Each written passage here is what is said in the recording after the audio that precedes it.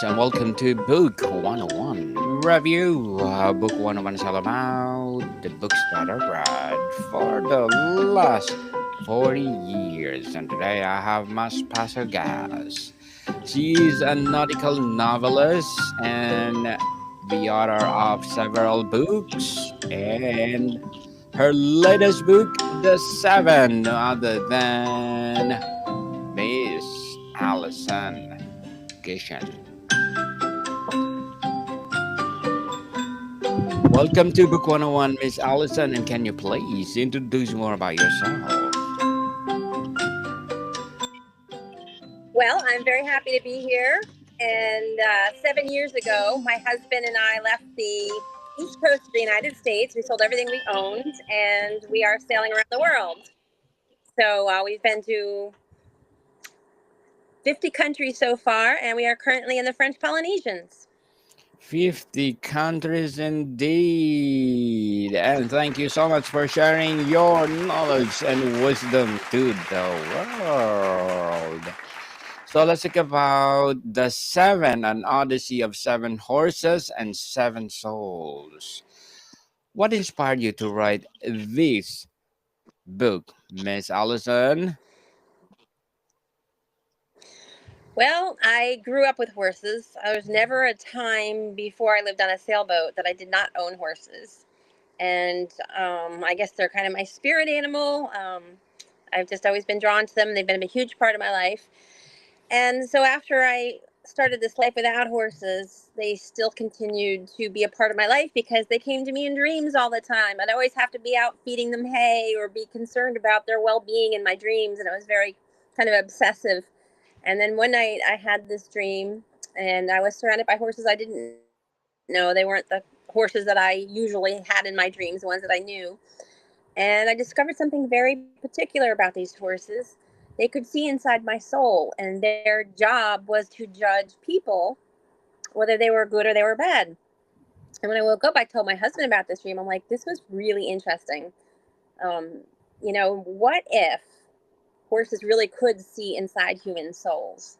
And then I started thinking about how long horses have been in existence in mankind. I mean, they were eohippuses. They were small animals way back when they were a caveman, and they were part of building human society. I mean, they were what allowed people to conquer new continents and travel and plant seeds and plow fields. And yet, in the last 100 years, most people are more comfortable driving a vehicle than they are standing next to a horse. So that begs the question, have humans lost touch with the gifts of the earth? So the premise of my book is that seven humans were picked from the pool of humanity of people with strong spirits, and they would have encounters with seven horses whose jobs were to judge whether or not that human was appreciative of the gifts of the earth. And with seven, there could be no tie.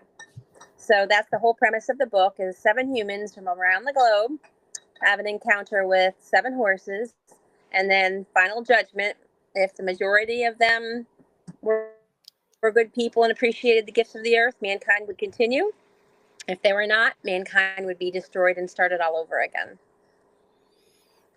Miss Allison, can you describe the process of crafting the diverse cast of characters like Reginald, Dopius, and Sofia Santiago to represent humanity?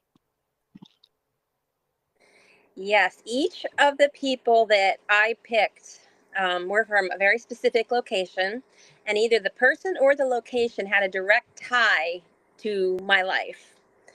So it's either a place that I've been or I've known somebody that's lived there, and each person was somebody I knew or a character I developed off of somebody I knew. And the really interesting part was when I picked these characters in these places, the story really unfolded to me. I mean, it was like a movie playing in my mind that I was writing down. But I did research their cultures, their history, the facts about their occupations and where they lived. And I learned so much as I was writing. And everybody who reads this book, I guarantee, is going to learn something they did not know because it is all factual. The places, um, the things that they encounter. Just everything about it is based in reality, except they're fictional characters, mostly. A couple of them are, are actually real people. Just the names changed. Real people indeed.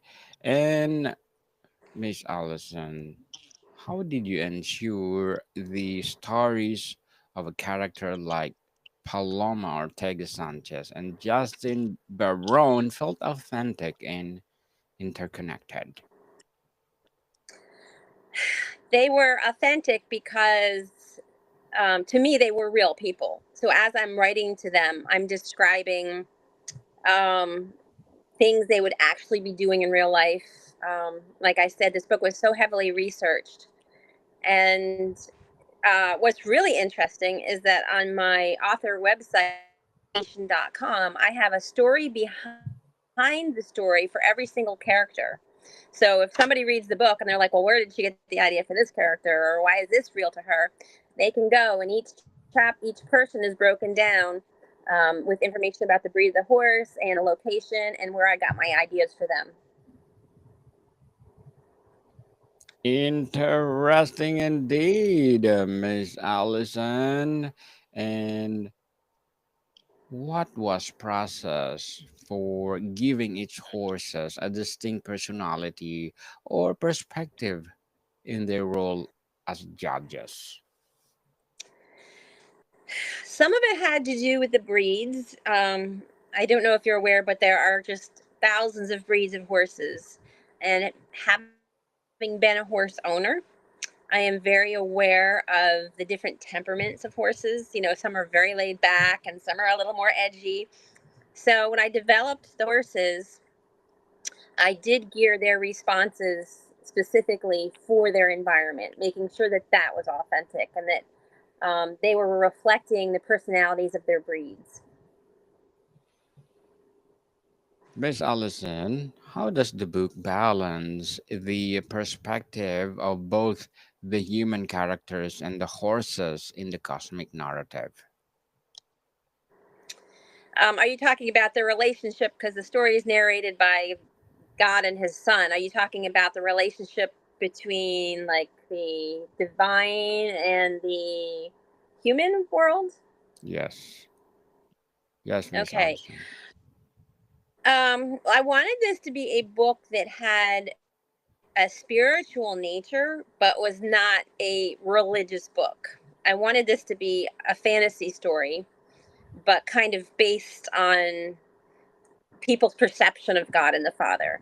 And people who have read it and have left reviews said that it was very interesting because you weren't drawn into the spiritual aspects, in a religious way. It was more like um, just a powerful presence that was there and giving their perspective and watching and waiting because they too had to wait for the outcomes. And the most surprising part for me was when I got to the ending of this book and I'm writing it. Like I said, it was a movie playing in my head, and the ending came, and it was supposed to be guided by divine intervention or divine inspiration, and it wasn't. It took a total twist that knocks people off their feet when they get to it. They're like, I never would have guessed in a million years that ending. It was incredible, and I think that's the best part of the story is the ending. Well, incredible, incredible people. And what role does the theme of redemption play in the journeys of the seven souls in your book? Um, can you repeat that question, please? What role does the theme of redemption play in the journey of the seven Okay. souls in your book? Okay. So when you start learning about these people and you read about their characters, you develop a certain expectation, I think, or you think that there's going to be a certain outcome because of their personalities. And the major theme of this role is that you can't you can't anticipate what's going to happen, and you can't anticipate how people are going to turn out. And it's just kind of shocking to see see inside their minds and think that you know them, and then it turns out you really don't. Hmm, definitely. And Miss Allison, how did you ensure the stories of characters like Paloma Ortega Sanchez and Justin Barone, well, felt authentic in the story? I think they felt authentic to my readers so far because there's so many personal details about their lives. And like I said, I created each of these characters on real occupations, and these characters stay true to that. And you just get pulled in, and even though the character may not be nice or you may not like the way they're acting, you can still relate to them. I would say the characters are relatable, which makes this enjoyable to read. Relatable indeed. How does the book use the historical relationship between horses and human to explore humanity's worthiness? The underlying theme of this book is how important horses have been in developing human history.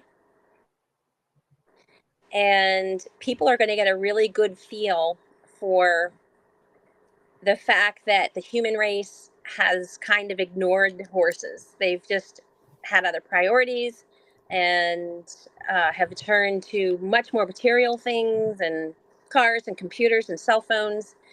And this book makes you think back about the gifts of nature, and do we really appreciate them? Does humanity appreciate them, and are we being drawn away from that?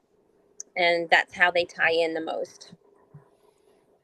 Miss Allison, can you share a specific moment from the book that captures the magical and unique storytelling between reviews have praised?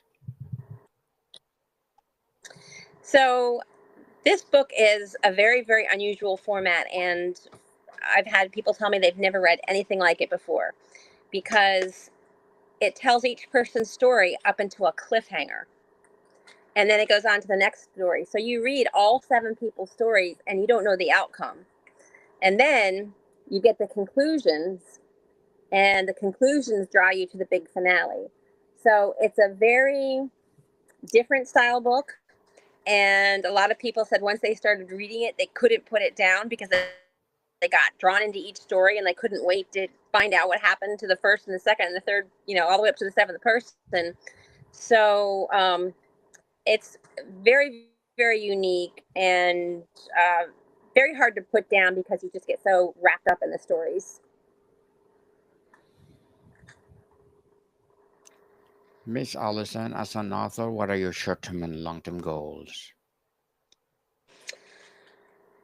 As an author, um, because I live on a boat, I have a very long time to write, a lot of time to write, and I have a lot of material.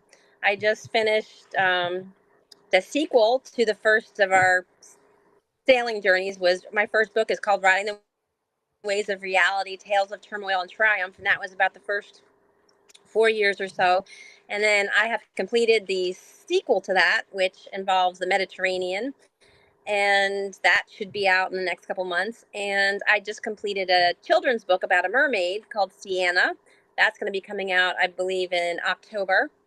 And then I have a sequel to my children's mermaid book, Sienna, which is about a boy mermaid named Marlin, or Merboy.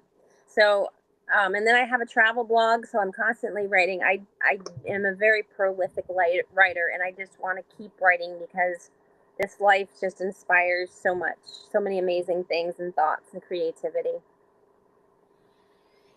Good luck to your goals, Miss Allison, and looking forward for more empowering books like this to come, and for sure for your success. And what will be your piece of advice for those people Well, out there thank who want to be an author like you? I never knew the explosive possibilities that come with traveling the world. You can only write from what perspective you have. And when you live in a town and you have a job and you have a home and you have a family, it's much more difficult to be creative than when you're out living adventurously. There's just no better fuel for fodder than going out and living life and experiencing it. Definitely. And thank you for that recommendation, Miss Allison. And can you please recommend a book or books that influence your journey?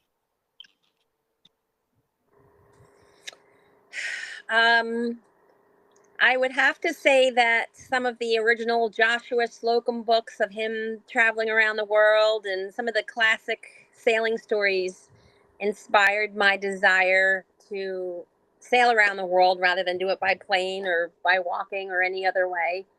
Sailing has always been a huge part of my life. And just reading, factual books about the world and journeys and how inspirational they are. And that's pretty much what inspired me. Thank you so much, Miss Allison, for that recommendation, and hoping our listeners or viewers will read it, and for sure they will be empowered.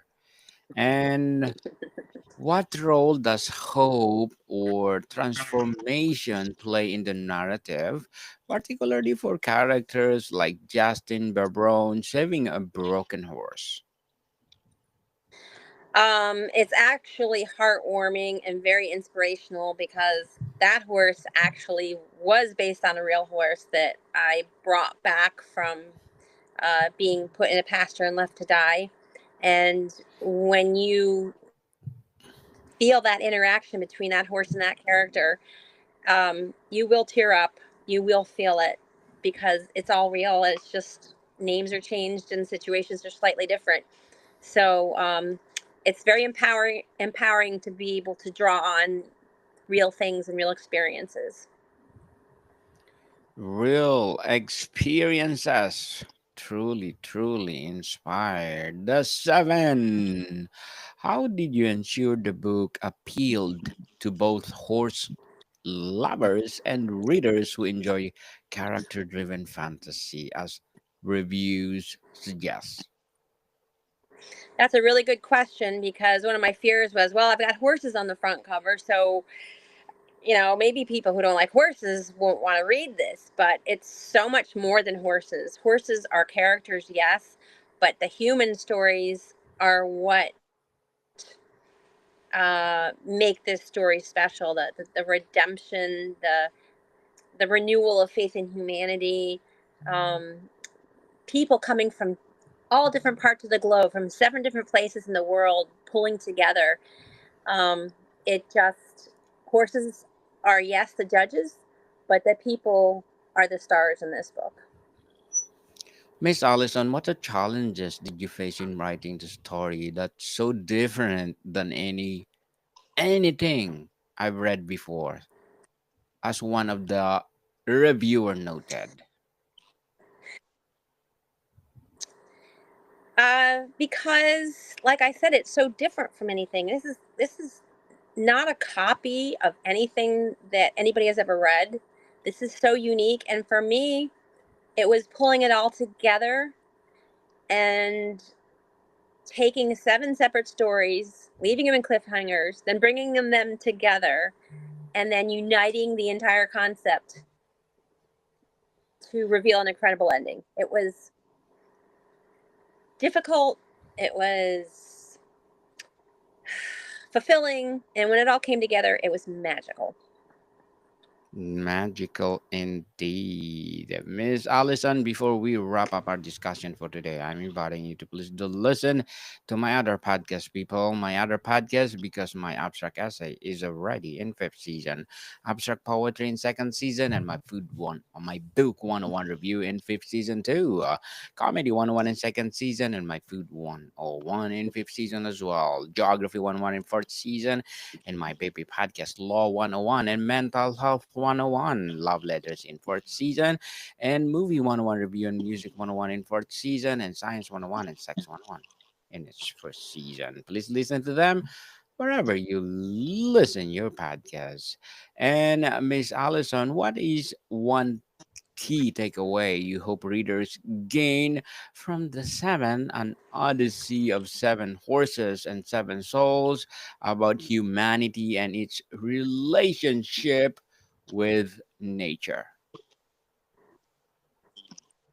I think it's extremely important that people appreciate the gifts of the earth and protect them and respect them. And I also think it's important that people have faith in one another. We come from so many diverse backgrounds and different parts of the world, but we're all the same on the inside, and we all need to love and care for one another.